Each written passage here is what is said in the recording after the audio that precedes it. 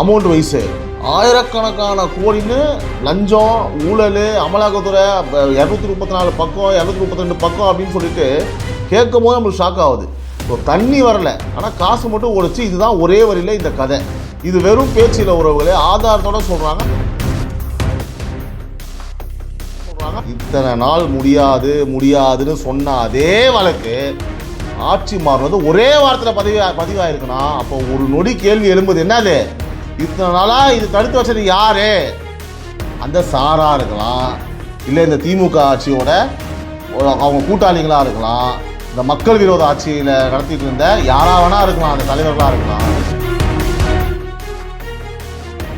அரசியல் மேலே ஒரு நம்பிக்கை போயிடுச்சு, திராவிட கட்சி மேலே ஒரு நம்பிக்கை போயிடுச்சு. அது காரணம் அதில் அந்த கட்சியோட கொள்கையோ அதெல்லாம் கிடையாது. அந்த கட்சியில் இருந்த தலைவர்கள், அவங்க பண்ண வேலைகள், அவங்க மக்களுக்கு பண்ண துரோகம், இதெல்லாம் தான் காரணம். அதுதான் அந்த கட்சி வந்து நம்ம நிலைமைக்கு ஆயிடுச்சு. ரொம்ப வருத்தத்துக்குரிய விஷயம். அப்படி இருக்கும் பட்சத்தில் ஒரு லாங் ஸ்டாண்டில் 2 பேருக்கு தான் போட்டி அப்படின்ற மாதிரி வரத்துக்கு வாய்ப்புகள் இருக்குது. இதுதான் மக்கள் கருத்தும் கூட. ஒன்று விஜய் சார்,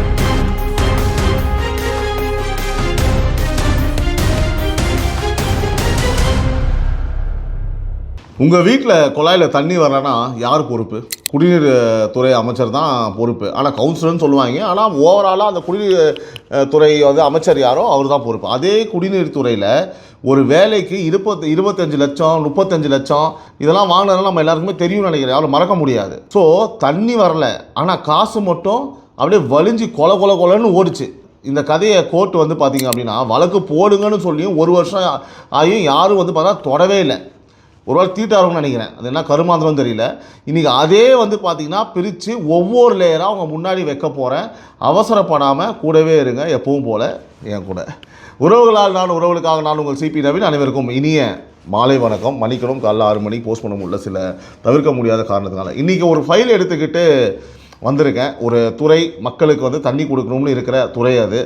அந்த துறையில் வந்து என்ன நடந்துச்சு, யார் காப்பாற்றினாங்க, இப்போ என்ன ஆச்சு, எல்லாத்தையுமே வந்து ஒவ்வொன்றா வந்து சொல்கிறேன். இது வந்து ஒரு ஆளை பற்றிய கதை இல்லை. ஆக்சுவலாக இது வந்து பார்த்தா நம்மளோட வரிப்பணம், நம்ம பிள்ளைங்களோட ஒரு வேலை, ஒரு ஏழை வீட்டோட கனவு பற்றிய ஒரு கதை. இது வந்து நான் பல இடங்களில் பேசியிருக்கேன், அதனால் ஃபுல்லாக கேளுங்க, ரொம்ப ரொம்ப முக்கியம். திரு KN நேரு சொல்லும் போதே வந்து பார்த்திங்க அப்படின்னா அந்த பம்பல் கேஸ், அந்த பம்பல் சம்மதம் அப்படின்னு வாப்பில் கமல் ஒரு படத்தில் பார்த்துருக்கீங்களா? அந்த மாதிரி இந்த ஆளுங்க பேர்லாம் சொல்லும் போதே ஒரு மாதிரி இரிட்டேட்டிங்காக இருக்குது. DMK ஆட்சியில் இருந்தப்போ இவர் தான் வந்து பார்த்திங்கன்னா அமைச்சர். எந்த அமைச்சர்? நகராட்சி நிர்வாகம் மற்றும் குடிநீர் வழங்கல் துறை அமைச்சர். எளிமையாக சொன்னால் உங்கள் ஊரில் தண்ணி வரணும், சாலை போடணும், ட்ரைனேஜ் சரி பண்ணணும், நகராட்சி வேலை எல்லாத்தையுமே வந்து பார்த்திங்க அப்படின்னா இவர் தான் பர்ஃபெக்டாக பார்த்துக்கணும். அந்த துறை வந்து பார்த்திங்கன்னா யாரு கீழே வரும்? KN நேரு. பேர் எப்படி வைக்கிறாங்கன்னு தெரியல, நேரு, காந்தி, கடவுளே. இது ஒரு சின்ன துறை இல்லை உறவுகளே. தமிழ்நாட்டோட நகரங்கள், நகராட்சிகள், பேரூராட்சிகள் எல்லாமே இந்த துறை கீழே தான். நல்லா கோடியாக அந்த துறை, ஆயிரக்கணக்கான வேலைகள், அவ்வளோ பெரிய துறைக்கு நேரு வந்து பார்த்திங்கன்னா அமைச்சராக இருந்தார். இந்த மாதிரி நல்லா வெயிட்டாக வர இடத்துலலாம் வந்து பார்த்திங்கன்னா நல்லா கூட யார் வந்து அடிக்கிறதுக்கும் சொல்கிறதுக்கும் திறமையாக இருப்பாங்களோ திராவிட கட்சின்னு அவங்க தான் போடுவாங்க. ஏன்னா அதுக்கு ஒரு டேலண்ட் வேணும்.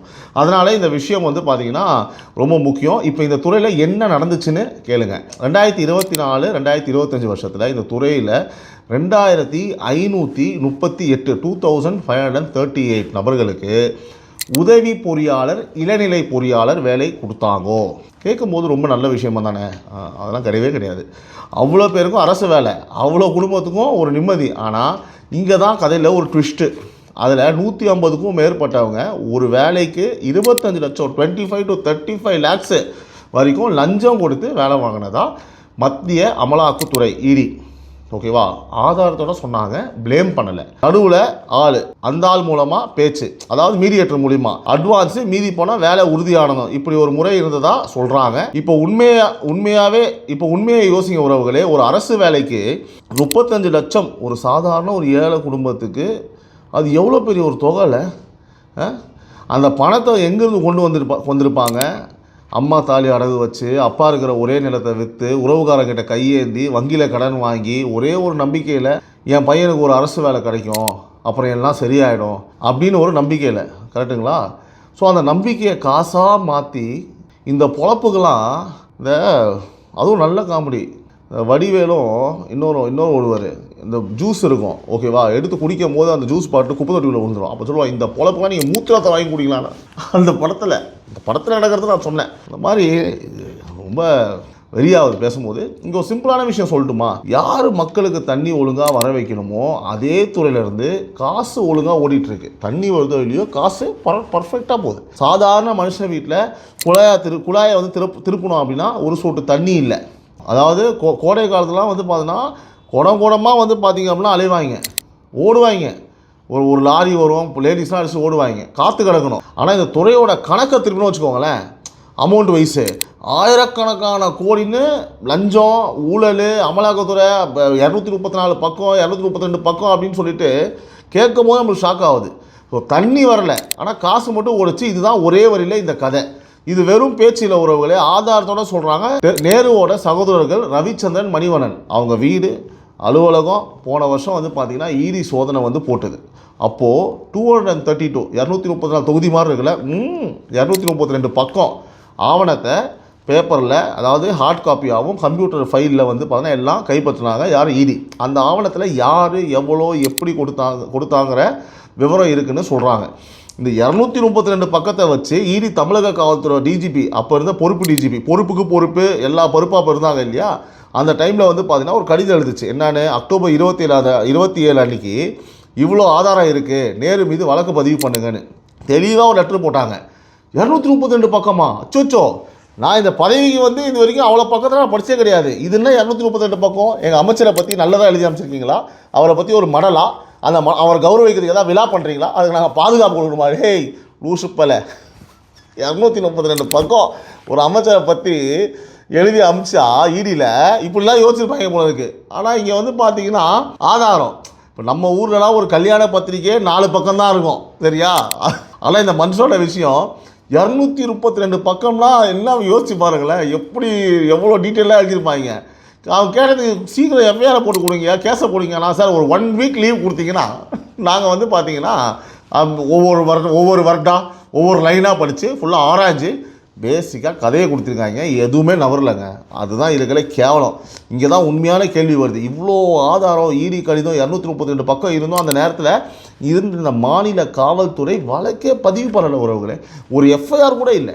கடிதம் வந்து மாதக்கணக்காக ஆச்சு, ஆனால் அந்த ஒரு அசைவும் இல்லை. ஏதோ வந்து பண்ணால் அந்த கடிதம் லவ் லெட்ரு மாதிரியும் நல்லா இருக்கியான்னு விசாரிச்சு வந்து பார்த்தீங்கன்னா டிஜிபிக்கு வந்து நான் இங்கே நலம், நீ அங்கே நலமா, நலம் அறியாவல் அப்படின்னு எழுதின கடிதமாக அது? அநியாயம் பண்ணுறீங்களையா? சரி, கோர்ட்டு போனாங்க. சென்னை உயர்நீதிமன்றத்தில் வந்து பார்த்தீங்கன்னா அவங்களும் சொல்லிட்டாங்க நேரு மீது வழக்கு பதிவு பண்ணுங்கன்னு. நேரடியாக உத்தரவு போட்டாங்க கோர்ட்டு. அப்படி கோர்ட்டை சொல்லியும் வந்து பார்த்தீங்கன்னா அந்த வழக்கு பதிவாகலை. அதோடு நிற்கலைங்க. நேருவும் அந்த நேரத்தில் அந்த டிஎம்கே அரசும் கோர்ட் உத்தரவை மறுபடியும் வந்து பாருங்கள், இதை மறுபரிசீலனை பண்ணுங்கள், நான் எந்த தவறும் செய்யலை, நான் ரொம்ப வந்து நல்லவன், நான் ஒரு யோகியன், நான் ஒரு காந்தி, அதனால தான் எனக்கு நேருன்னு பேர் வச்சுருக்காங்க அப்படின்னு மேல்முறையீடு போட்டாங்க. அதாவது வழக்கு போடாமல் இருக்க இன்னொரு முயற்சி. இதுக்கு சப்போர்ட்டு அந்த கவர்மெண்ட் வேறு. ஒரு பக்கம் ஆதாரம், இன்னொரு பக்கம் வேண்டாம் நிறுத்துறதுக்கு இந்த அரசாங்க முயற்சி, அதுக்கு போலீஸ் சப்போர்ட்டு. யோசிங்க, ஆதாரம் இருக்குது, கடிதம் இருக்குது, கோர்ட் உத்தரவு இருக்குது, இத்தனைக்கு பிறகும் வழக்கு போடாமல் இருக்கிறாங்கன்னா அங்கே ஏதோ ஒன்று சரியில்லைன்னு தானே சாதாரண மனுஷன் கூட புரியுங்க. இது இப்போ வந்து பார்த்தீங்க அப்படின்னா ஒரு மனுஷன் கையோடு மாட்டிக்கிட்டாங்க, ஓகேவா? அவன் வந்து மாட்டிக்கிட்டு வந்து பார்த்தீங்கன்னா என்ன சொல்கிறதே தெரியாமல் நாங்கள் இங்கே என்ன இது பண்ணோம், நான் சும்மா தான் நின்றுருந்தோம், எங்களுக்கு எதுவும் தெரியாது, நானா அப்படியா அப்படின்னு ஒரு அப்பட்டமாக குழந்தமாக நடித்தா என்ன ஒரு கிரிஞ்சாக இருக்கும். ஏன்னா லூசுப்பையான நீ, பைத்தியமான நீ அப்படின்ற மாதிரி சொல்ல தோணும் இல்லையா? ஸோ ஆதாரம் மேஜை மேலே இருக்குது, கோர்ட் உத்தரவு கையில் இருக்குது. ஆனால் நான் அப்பாவி அப்படின்னு சொல்லும்போது நான் அவன் இல்லை, அந்த படம் இருக்குல்ல, அதுதான் நான் அவன் இல்லை, சதுரங்க வேட்டை மாதிரி மொத்தமே இப்படி தான். ஸோ நீ மாட்டிக்கிட்ட பங்கு அப்படின்னு சொன்னாலும் புரிஞ்சுக்கிறதுக்கெல்லாம் மூலியம் கிடையாது. அதனால தான் நிலைமை எப்போவுமே வந்து ரியாலிட்டிக்குள்ளே வரவே இல்லைங்க திமுக. இன்றைக்கி வரைக்கும் வரலைங்க. அதாங்க அவங்க பிரச்சனையே, சரியா? ஏதோ தனி உலகத்தில் வாழ்ந்துட்டு இருக்கீங்க பிளானெட்டில். இப்போ சிம்பிளாக சொல்கிறேன், எல்லாருக்கும் புரியும். ஒரு கிரிக்கெட் கிரவுண்டில் ஒரு கேட்ச், கிரிக்கெட்டில் ஒரு கேட்ச் முடிச்சிட்டாங்க ஒரு மேட்ச்சில், கிரவுண்டில் இருக்கிற எல்லாரும் பார்த்தாச்சு, சரியா? அவுட்டுன்னு சொல்லியாச்சு, எல்லாம் முடிஞ்சு போச்சு. ஆனால் பேட்ஸ்மேன் நகராமல் அங்கேயே நின்று தான் நடுமட்டில் எப்படி இருக்கும் உங்களுக்கு? தேர்ட் அம்பையர் வந்து கூப்பிட்டு எப்பா அவுட்டுப்பா வெளில போப்பா அப்படின்னு சொன்னால் தான் இவர் போவாங்க. இவர் எல்லாரும் புரிதமான ஒரு எக்ஸாம்பிள் சொல்கிறேன். இது அந்த மாதிரி தான் உலகத்துக்கே தெரியுதுங்க இது அந்த விஷயம். நீ அக்யூஸ்டு, நீ உண்மையாக தப்பு பண்ணியிருக்கேன்னு சொல்லிட்டு, ஆனால் எதுவுமே இங்கே பண்ணல. அதுக்கு வந்து பார்த்தீங்க அப்படின்னா இவ்வளோ ஒரு கேவலமான ஒரு விஷயம். நான் திரும்பவும் சொல்கிறாங்க, எனக்கு என்ன ரொம்ப மனசு கஷ்டமாக இருக்குது அப்படின்னா, கோர்ட் உத்தரவு கூட இவங்க மதிக்கலைங்க. நான் இது வந்து நல்லதே கிடையாது. எனக்கு ஒரு சின்ன லாஜிக் சந்தேகம் உறவுகளே, தண்ணி கொடுக்குற துறையில் இவ்வளோ காசு ஓடிச்சுன்னா அப்போ மக்களுக்கு வர வேண்டிய தண்ணி எங்கே போச்சு? வேலையை விற்கிற வேலையா? எப்படி கரெக்டாக அந்த தண்ணி கொடுக்குறதையே மறந்துட்டீங்களா? இந்த கேள்வி கேட்டால் தப்பா? மக்கள் கேட்குறது இதுதான், நான் கேட்கல. இவ்வளோ நாள் வழக்கமாக பதிவாகாமல் இழுத்துக்கிட்டு போன கதை இப்போது திரும்புது, யூட்டன் போடுது. டிஎம்கே போய் டிவிகே ஆச்சு, வந்தாச்சு. இந்த விவகாரம் மறுபடியும் கோர்ட்டில் வந்தப்போ அரசு தலைமை வழக்கறிஞர் விஜயநாராயணன் தலைமை நீதிபதி கிட்ட சொல்லிட்டாரு, இடி கடிதங்கள் அடிப்படையில் நேரு மீது லஞ்ச ஒழிப்புத்துறை போலீஸ் வழக்கு பதிவு செஞ்சாச்சுன்னு. அதாவது இத்தனை நாள் தடுத்து வச்ச கதவு இப்போது திறந்திருக்கு. இப்போ வழக்கு பதிவு ஆச்சு. ப்ராக்டிக்கலாக என்ன அர்த்தம்? எஃப்ஐஆர் பதிவு ஆகிடும். அதுக்கப்புறம் விசாரணை வரும், ஆவணம் கேட்கப்படும், தேவைப்பட்டால் விசாரணை கூப்பிடுவாங்க, கடைசியில் குற்றப்பத்திரிகை கோர்ட்டில் தாக்கல் ஆகும். அதாவது இத்தனை நாள் ஒரு இடத்துலையே நின்றுக்கிட்டு இருந்த அந்த வண்டி இப்போது ஓட ஆரம்பித்திருக்கு. இங்கே ஒரு விஷயத்தை நம்ம வந்து கவனிக்கணும். இத்தனை நாள் முடியாதுன்னு சொன்ன அதே வழக்கு ஆட்சி மாறினது ஒரே வாரத்தில் பதிவாயிருக்குன்னா அப்போ ஒரு நொடி கேள்வி எழும்புது, என்னது? இத்தனை நாளாக இது தடுத்து வச்சது யார்? அந்த சாரா இருக்கலாம், இல்லை இந்த திமுக ஆட்சியோட அவங்க கூட்டாளிகளாக இருக்கலாம், இந்த மக்கள் விரோத ஆட்சியில் நடத்திட்டு இருந்த யாராக வேணால் இருக்கலாம், அந்த தலைவர்களாக இருக்கலாம், வேறு யார்? அவங்களுக்கு மக்கள் மேலே ஒரு மன்னர் ஆட்சி தாங்க நடத்துகிறாங்க, மக்கள் ஆட்சி நடத்துகிறாங்க, மன்னர் ஆட்சி தாங்க நடத்திட்டு இருந்தாங்க. அது ஒரு மாஃபியா கும்பல் மாதிரி தாங்க பண்ணிகிட்டு இருந்தாங்க. வேறு என்னங்க பண்ணாங்க? அவங்க வந்து டிவிகே பார்த்து சிண்டிகேட்டுன்றாங்க. என்ன சொல்கிறதுன்னு தெரில. யாரோட அழுத்தத்தில் வந்து போலீஸ் வந்து பார்த்திங்கன்னா கைத்தட்டி நின்றுது. இந்த கேள்விக்கெல்லாம் வந்து பார்த்திங்கன்னா டிஎம்கே பதில் சொல்லியே ஆகணும். எத்தனை பேர் மாட்ட போகிறாங்கன்னு தெரில. கணக்கு கொஞ்சம் கேளுங்க. ஒரு வேலைக்கு 35 லட்சம்னா 150 பேருக்கு 2 4 4 8 10, அதாவது கிட்டத்தட்ட கோடியாங்க. இத்தனை இருந்தும் மொத்த வழக்கம் வந்து பார்த்திங்கன்னா பூஜ்ஜியத்தில் நின்று இருந்தது, கோடியாக. இப்போது ஒரு விஷயத்த சொல்கிறாங்க, இது ஒரு உதாரணமாக வச்சு பார்ப்போம். அப்போ தான் நம்மளுக்கு உண்மை இன்னும் அழுத்தமாக புரியும். நினச்சி பாருங்கள், ஒரு கிராமத்தில் ஒரு பையன் கஷ்டப்பட்டு படித்து பொறியியல் முடித்து அரசு வேலைக்கு தயாராகிறான். அவன் அப்பா ஒரு விவசாயின்னு வச்சுக்கோங்களேன். வேலைக்கு வந்து காசு கொடுங்கன்னு கேட்டப்போ அந்த அப்பா இருக்கிற ஒரே நிலத்தை அடகு வச்சு அப்படின்னா கண்டிப்பாக அதில் இருப்பாங்களேங்க, சொல்லுங்களேன். அப்போ அவங்களாம் எப்படிங்க இந்த மாதிரி இன்னொரு பக்கம் தான் இன்னொரு பையன் அதே மாதிரி கஷ்டப்பட்டு படித்தவன், ஒவ்வொருத்தரும் ஒவ்வொரு சூழ்நிலை. இது நான் வந்து இந்த மாதிரி இருக்குன்னு நான் உங்களுக்கு ஒரு சொல்கிறேன். இப்போ வந்து பார்த்தீங்கன்னா இது இன்னொருத்தோட ஃப்யூச்சர், ஒரு தலைமுறையே வந்து உன்னோட ஒரு ஆள் வாழ்கிறதுக்காக, ஒரு குடும்பம் வாழ்கிறதுக்காக இந்த மாதிரி ஒரு விஷயம் பண்ணுறாப்ப இது எவ்வளோ பெரிய குற்றம். இப்போ ஒரு நிமிஷம் கிண்டலாம் எல்லாமே ஒதுக்கி வச்சு நேரடியாக உண்மையை பேசுவோம். இந்த கதையில் உண்மையாக வந்து பாருங்கள், நொந்து போடுறது அந்த 150 குடும்பங்களுங்க. ஒரு அரசு வேலை கிடைக்கும் நம்பி 25-35 லட்சம் கொடுத்தவங்க, அந்த பணம் ஒரு ஏழை வீட்டுக்கு வந்து பார்த்தீங்கன்னா எவ்வளோ பெரிய அமௌண்ட்டுங்க. மக்கள் பணத்தை வந்து சுருட்டி சுரண்டி ஏமாற்றி பொழைச்ச உங்களுக்கு எப்படி அதோட வழி வேதனை தெரியும்? உட்காந்து சொகுசாக பணம் வந்து கொட்டுது, ஊரா விட்டு பணம், ஊரை கொள்ளையடிச்சே சம்பாதிச்சோம். உங்களுக்கு எப்படிங்க மக்களோட பணத்தை பற்றி அருமை தெரியும்? தெரியறதுக்கு வாய்ப்பே கிடையாது. இந்த விஷயத்தில் யார் பெரிய குற்றவாளி தெரியுமா? லஞ்சம் வாங்கினவங்க மட்டும் இல்லைங்க, அதை தெரிஞ்சும் ஆதாரம் இருந்தும் வழக்கு போடாமல் தடுத்த காப்பாற்ற நினச்சா தெரியுமா? அவங்க தான் முதல் தண்டிக்கை பண்ணணும். அந்த 150 குடும்பத்துக்கும் நீதி கிடைக்காம போயிடுச்சுங்க அந்த நேரத்தில். ஆனால் இன்றைக்கி ஓகே, இந்த உண்மையான வழி உறவுகளே, நாங்கள் இதை வந்து பார்த்திங்கன்னா கட்சி பார்த்து பேசலை. மக்கள் பணம், மக்கள் கனவு, அது யார் எடுத்தாலும் கேள்வி கேட்கணும். அதுதான் இந்த சேனலோட வேலை. நம்ம கேட்டாச்சு. இங்கே ஒன்று நேரடியாக சொல்லணும், இது நடுநிலையான சேனல், ஒரு பக்கம் மட்டும் பேச இடம் கிடையாது. நான் பதிவு பண்ணிடுறேன். டிவிகே ஆட்சியிலையும் தப்பு நடந்தால் நாங்கள் விட்டு வைக்கலை. சொந்த கட்சி அதிகாரியே லஞ்சம் வாங்கினப்போ நீக்கி வச்சாங்க. நான் டிஎம்கே ஒரு கேள்வி கேட்குறேன். டிவிகே அவங்க ஆளே அவங்க விடலை, நீங்கள் ஏன் ஆதாரம் இருந்தும் கோர்ட்டு சொல்லி உங்கள் ஆளை வந்து மட்டும் இவ்வளோ நெஞ்ச அழுத்தமாக கர்வமாக ஆணவத்தோடு அப்படியே நீங்கள் வச்சுருந்து காப்பாற்றிங்கன்னா அசிங்கமாக இல்லையாங்க? வெக்கமாக இல்லை? ஊழல்னா ஊழல் தான், சரியா? அது டிஎம்கே பண்ணாலும் தப்பு, டிவிகே பண்ணாலும் தப்பு. ஸோ கட்சி பார்த்து நியாயம் மாறக்கூடாது. மக்கள் பணத்தை யார் எடுத்தாலும் அவங்க பதில் சொல்லி ஆக வேண்டும். அதான் நம்ம நிலை. இனிமேலும் அதே தான், எப்போதும் அதே தான். ஆரம்பத்திலே சொன்னேன், உங்கள் வீட்டில் வந்து குழாயில் தண்ணி வரலாம், யார் பொறுப்புன்னு. இப்போ புரியுதா? தண்ணி வராமல் போனதுக்கும் காசு ஓடி போனதுக்கும் ஒரு சம்மந்தம் இருக்குதுன்னு. மக்களே, நீங்கள் கேட்க ஆரம்பிச்சிட்டிங்க. இப்போ நீங்கள் கேளுங்க. கண்டிப்பாக இந்த அரசு காதில் விழும், நடவடிக்கை எடுக்கப்படும். இந்த ஃபைல் இன்னும் முடியலை. இனிமேல் தான் கோர்ட்டில் கதையே ஆரம்பம். ஆனால் நாங்கள் வந்து பார்த்திங்கன்னா டிஎம்கே மட்டும் கேள்வி கேட்குற சேனல் கிடையாதுங்க. டிவிக்கு ஆச்சுட்டு சரியாக நடக்காத விஷயங்களை இருக்குது, அதை மறைக்க போகிறது கிடையாது. அடுத்த பகுதியில் இப்போ நான் அதை பற்றி தான் பேச போகிறேன். டிவிக்கே அரசு கவனிக்க வேண்டிய விஷயங்கள் என்னென்ன நேரடியாக பேச போகிறேன், கேட்டுக்கோங்க. சரி, ஒரு வேளை இப்போ டைரக்ஷனை வந்து மாற்றுறேன், ஓகேவா? இந்த நேரத்தில் ஆட்சியில் இருக்கிறது டிவிக்கே. அப்போது அவங்ககிட்டையும் நேரடியாக சில கேள்வி கேட்கணும். தப்பு யார் பண்ணாலும் மக்கள் சார்பாக நம்ம சொல்லுவோம். அதெல்லாம் நம்ம சொல்லியாச்சு.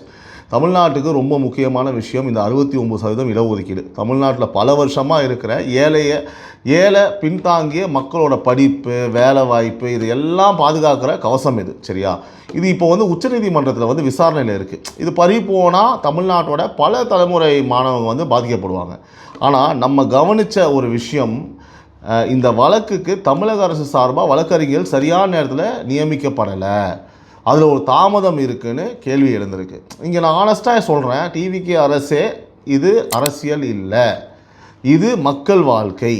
ஓகே, இங்கே நான் ஆனஸ்ட்டாக சொல்கிறேன், இந்த கவர்மெண்ட்டுக்கு இது அரசியல் கிடையாது, இது மக்கள் வாழ்க்கை. இவ்வளோ முக்கியமான வழக்கில் கோர்ட்டில் சரியாக ஒரு திறமையான ஆள் இல்லாமல் இழுத்துட்டு போனால் நஷ்டம் யாருக்கு சொல்லுங்கள்? அந்த ஏழை மாணவனுக்கு தான் அது நஷ்டம் இல்லையா? அதனால் இது ஒரு டாப் ப்ரையாரிட்டியாக எடுங்க தயவு செஞ்சு. இந்த ஒரு விஷயத்தில் எந்த தாமதமும் எந்த அலட்சியமும் கூடாது. மக்கள் உங்களை மேலே வந்து ஒரு அதீத அன்பில் அதீத நம்பிக்கையில் வந்து விஜய் சாரை மட்டுமே நம்பி ஓட்டு போட்டிருக்காங்க. இதை கண்டிப்பாக கன்சிடர் பண்ணுவீங்கன்னு எனக்கு நம்பிக்கை இருக்குது. நேற்று கோவையில் வந்து செங்கோட்டையன் அவங்களோட ப்ரெஸ் மீட் கொஞ்சம் வாக்குவாதமாக போச்சு. அவர் இப்போ வருவாய்த்துறை அமைச்சர், ஏன் உங்கள் துறை மாற்றம், அதுக்கப்புறம் எல்லண்டோ பற்றிலாம் வந்து ஊடகம் கேட்டப்போ பதில் சொல்கிறதுக்கு பதிலாக ஒரு மாதிரி விவாதம் சூடாயிடுச்சு. ஸோ இங்கே நான் ஒரு விஷயம் சொல்லணும், அமைச்சர்னா மக்களோட பிரதிநிதி, ஊடகம் கேள்வி கேட்குறது அவங்களோட வேலை, அது தப்பு இல்லை. கேள்விக்கு கோபப்படுறது வந்து அது சரி வேணாம். ஏன்னா தெளிவாக வந்து நம்ம பதில் சொல்கிறது தான் ஒரு நல்ல அமைச்சரோட அடையாளம். சிஎம் வந்து எல்லாத்துக்கும் வந்து பேருக்கணும் அவசியம் கிடையாது, அந்த பாயிண்ட் நான் அக்செப்ட் பண்ணிக்கிறேன். அவர் மக்கள்கிட்ட வந்து மக்கள் சந்திப்பு பண்ணுறாரு, செயலில் காமிக்கிற எல்லாமே ஓகே. பட் யாராவது ரெப்ரசன்ட் பண்ணி அமைச்சர்லாம் அதெல்லாம் கொடுக்கணும். நம்ம அப்படியே மொத்த ஃபார்ம்லாம் மாற்ற முடியாது. இப்போ மக்களுக்கு பாதுகாப்பு, லா அண்ட் ஆர்டரை பற்றி கேட்கும்போது இந்த விஷயத்தில் அரசு வந்து ரொம்ப ஸ்ட்ராங்காக இருக்கணும். கேள்வியை வந்து தட்டி கழிக்காமல் நாங்கள் இதை வந்து செய்ய போகிறோம் அப்படின்னு தெளிவாக சொல்லணும். மக்கள் எதிர்பார்க்கறது வந்து வாக்குவாதம் இல்லை, பதில் கொஞ்சம் ஒரு மாதிரி ஹாஷாக ஹேண்டில் பண்ண மாதிரி தெரிஞ்சுது. ஆனால் ஒரு விஷயம் பாராட்டணும், அவர் போயிட்டு டக்குன்னு வந்து அப்படியே அதை மாற்றிட்டாப்ல. கடைசியாக வந்து அதை கூல் டவுன் பண்ணி, இல்லைங்க நாங்கள் அப்படிலாம் கிடையாது, நம்ம ஆளுக்கு ரொம்ப சாஃப்ட் அப்படின்னு பேசிட்டாப்ல. அது என்னோட பாராட்டுகள். இப்போ கடைசி பகுதி, நேற்று தமிழ்நாட்டில் ட்ரெண்டிங்காக பேசப்பட்ட விஷயங்கள். இது என்னோட ஒரு அவுட் சைட் பார்வையை மட்டும் நான் சொல்கிறேன், ஓகேங்களா? ஸோ ஃபஸ்ட்டு நேற்று மிகப்பெரிய நியூஸ், அண்ணாமலை பிஜேபியிலேருந்து விலகி சொந்தமாக ஒரு கட்சி அறிவிச்சிருக்காரு. அதாவது கட்சியில் அது ஒரு சொந்தமாக ஒரு இயக்கத்தை வந்து ஸ்டார்ட் பண்ணியிருக்காரு, வி த லீடர்ஸ். அதை ஏற்கனவே ஸ்டார்ட் பண்ணியாச்சு. இப்போ ஃபுல் ஃப்ளெஜ்டில் வந்து அரசியல் இயக்கம், அது அரசியல் கட்சியாக மாறப்போகுது. ஸோ இப்போ வந்து பார்த்தீங்கன்னா வித்தின் வந்து 1 டேக்குள்ளே 1 மில்லியன் ஃபாலோவர்ஸ், அதாவது இப்போ வந்து ஆல்மோஸ்ட் 13 lakhs கிட்ட ஃபாலோவர்ஸ் டச் ஆகிட்டாங்க. இங்கே நம்ம நிலையை தெளிவாக சொல்கிறேன், அண்ணாமலையை நாங்கள் கிண்டல் பண்ணவும் மாட்டோம், சும்மா ஓவராக புகழவும் பண்ண போகிறது கிடையாது, ஓகேங்களா? நடுநிலையாக ஒரு உண்மையை நம்ம எப்படி தாவேக்காக சொல்கிறோமோ அதே தான். அவரோட கொள்கை என்ன, அவர் என்ன ஐடியாலஜியில் வராரு, தமிழக அரசோட எதிர்காலத்தில் வந்து இப்போ 3 பேர் அப்படின்னு பேசப்படுறாங்க. நான் ஏற்கனவே சொல்லியிருக்கேன், ஒன்று விஜய் சார், இன்னொன்று உதயநிதி சார், இன்னொன்று வந்து அண்ணாமலை சார். இப்போ 3 பேர் தான் நீண்ட காலத்தில் நிலைக்க போகிறது. கடைசியில் நிற்க போகிறது எனக்கு தெரிஞ்சு 2 பேர் தான் இருக்கிறதுக்கு வாய்ப்பு இருக்குது. அதுக்கு காரணம்னா திராவிட அரசியல் மேலே ஒரு நம்பிக்கை போயிடுச்சு, திராவிட கட்சி மேலே ஒரு நம்பிக்கை போயிடுச்சு. அது காரணம் அதில் அந்த கட்சியோட கொள்கையோ அதெல்லாம் கிடையாது. அந்த கட்சியில் இருந்த தலைவர்கள், அவங்க பண்ண வேலைகள், அவங்க மக்களுக்கு பண்ண துரோகம், இதெல்லாம் தான் காரணம். அதுதான் அந்த கட்சி வந்து இந்த மாதிரி நிலைமைக்கு ஆயிடுச்சு. ரொம்ப வருத்தத்துக்குரிய விஷயம். அப்படி இருக்கும் பட்சத்தில் ஒரு லாங் ஸ்டாண்டில் 2 பேருக்கு தான் போட்டி அப்படின்ற மாதிரி வரத்துக்கு வாய்ப்புகள் இருக்குது. இதுதான் மக்கள் கருத்தும் கூட. ஒன்று விஜய் சார், இன்னொன்று அண்ணாமலை சார். ஸோ இப்படி வந்து பார்த்தீங்கன்னா இவ்வளோ கூட்டத்தை இருக்கிற சக்தி வந்து பார்த்தீங்கன்னா விஜய் சாருக்கு இருக்குது. அதே மாதிரி அவரையும் நம்பி, அண்ணாமலை அவர்களையும் நம்பி ஒரு கூட்டம் அவருக்காக தயாராக இருக்குது. இன்னும் வருங்காலங்களில் நம்ம பார்க்க தான் போகிறோம். இன்னொரு 3-4 மாதத்தில் இல்லை 5 மாதத்தில் அந்த வீத லீடர்ஸ் வந்து எந்த அளவுக்கு போகுது. பிளான் என்னன்னா, அவங்க ஃபஸ்ட்டு 50 lakhsக்காக வெயிட் பண்ணுறாங்க. 1 crore அவங்க டார்கெட், ஓகேவா? 50 லட்சம் வந்ததுக்கப்புறம் கட்சியை அறிவிக்க போகிறாங்க அப்படின்றத வந்து நம்ம கேள்விப்பட்டோம். இப்போதைக்கு ஃபஸ்ட் லெவலில் அவங்க ஸ்டார்ட் பண்ணிட்டாங்க. அடுத்து வந்து நாளைக்கு இன்றைக்கி அவர் கோயம்புத்தூர் ட்ராவல் பண்ணுறதா ஒரு செய்தி வந்திருக்கு. அங்கே கோயம்புத்தூரில் வந்து சந்திக்கிறாரு சில மக்களை. அதுக்கப்புறம் வந்து ஃபுல் பிளான் பண்ணிவிட்டு ஃபஸ்ட் லெவலில் வந்து யாரெல்லாம் வந்து இதை ஆர்கனைஸ் பண்ணுறதுக்கு லீடர்ஸும் அவங்க அப்பாயின்ட் பண்ண போகிறாங்க. அதுக்கப்புறம் அவங்க சொன்ன அப்துல் கலாம் அவங்களுடைய ஒரு பயிற்சி பள்ளி மாதிரி அங்கே வந்து சில விஷயம்லாம் தெரிஞ்சுக்கணும், நீங்கள் கூட ட்ராவல் பண்ணணும்னா நீங்கள் தான் தெரிஞ்சுக்கணும்னு சொல்லிட்டு அது ஒரு விஷயத்தை வந்து சொல்லியிருக்காரு. இன்ட்ரெஸ்டிங்காக இருக்குது. நம்ம பார்ப்போம். நிறைய அப்டேட்ஸ் நம்ம பேசலாம் வி த லீடர்ஸ் பற்றி வரும் காலங்களில். இன்னொரு இன்ட்ரெஸ்டிங்கான விஷயம், விசிகா திருமாவளவன் அண்ணாமலையை நண்பர் அண்ணாமலைன்னு குறிப்பிட்டு பேசியிருக்காரு. நேற்று வரைக்கும் வரைக்கும் கடுமையாக எதிர்த்து பேசினவங்க இப்போ நண்பர்னு சொல்கிறது அரசியலில் வந்து பார்த்தீங்கன்னா எப்பவுமே சொல்லுவேன் இல்லையா, நிரந்தர எதிரியும் கிடையாது, நிரந்தர நண்பரும் கிடையாது அப்படின்றத காமிக்குது. அண்ணாமலை அவங்க சொந்த கட்சி சொந்த இயக்கம் ஆரம்பித்ததும் கூட்டணி கணக்கு எல்லாம் மறுபடியும் கலையுதா, யாரோட சேருவாங்க, யார் பிரிவாங்க, வரப்போனாலும் அதெல்லாம் தெரியும். நம்ம ரொம்ப டூ ஏர்லி டு ஜட்ஜ், நம்ம we should wait and watch.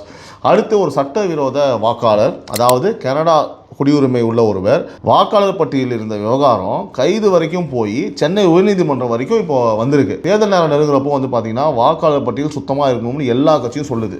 So ஒரு வாக்கு கூட தப்பாக இருக்கக்கூடாது. இது ஒரு சின்ன விஷயமா தெரிஞ்சாலும் ஜனநாயகத்தோட அடிப்படை இதுதான். ஒவ்வொரு வாக்கும் உண்மையாக இருக்கணும். கோர்ட் இதை எப்படி வந்து பார்த்தீங்கன்னா முடிக்குதுன்னு நம்ம வெயிட் பண்ணி தான் பார்க்கணும். அடுத்தபடியாக டிஎம்கே கூட்டணியில் இருக்கிற ஐயுஎம்எல் கட்சியில் ஒரு உள்பிளவு வந்து பேசப்படுது. அப்துல்லா தொடர்பாக ஒரு குழப்பம், கூட்டணி கட்சிகளுக்குள்ளே சில விரிசல்கள் தெரியுது. இது ஏன் முக்கியம்னா தேர்தல் நேரத்தில் கூட்டணிக்குள்ளே இருக்கிற ஒற்றுமை தான் பெரிய பலம் உறவுகளே. அது ரொம்ப ரொம்ப முக்கியம். அதனால தான் நம்ம ஏடிஎம்கே இட்ஸ் பிக் எக்ஸாம்பிள். அதில் விரிசல் இருந்தால் அது மொத்த கூட்டணியும் வந்து பார்த்தீங்கன்னா பாதிக்கும். டிஎம்கே இதை எப்படி ஹேண்டில் பண்ணுதுன்னு நம்ம கவனித்து தான் வந்து பார்க்கணும். டிவிக்கேவும் இதை எப்படி ஹேண்டில் பண்ணுறாங்கன்னு நம்ம வந்து வெயிட் பண்ணி தான் பார்க்கணும். ஸோ ஆரம்பத்திலே நம்ம ஒரு குழாய் கதையோடு ஆரம்பித்தோம். தண்ணி வரல, காசு ஓடிச்சு, அந்த ஒரு ஃபைல் இனிமேல் தான் வந்து கோர்ட்டில் சூடு பிடிக்க போகுது, வழக்கு பதிவாக இருக்குது. அடுத்து என்ன ஆகுது நாளைக்கு கவனிப்போம். அதே மாதிரி வி த லீடர்ஸ் எந்த லெவலுக்கு போகுது, அண்ணாமலை அவர்கள் அடுத்த எக்ஸ்டன் என்ன பண்ணுறாங்க, என்ன மூவ் அப்படின்றத வந்து நம்ம க்ளோஸாக வந்து மானிட்டர் பண்ணுவோம். எதையும் மிஸ் பண்ணிடாதீங்க. உறவுகளால் நான், உறவுகளுக்காக நான், உங்கள் சிபி நவீன். இது Times of Republic News in political desk. பிடிச்சிருந்தால் லைக் பண்ணுங்கள், ஷேர் பண்ணுங்கள், இந்த சேனலை சப்ஸ்கிரைப் பண்ணுங்கள், பெல் ஐக்கானை மறக்காதீங்க. Have a good day. Love you all.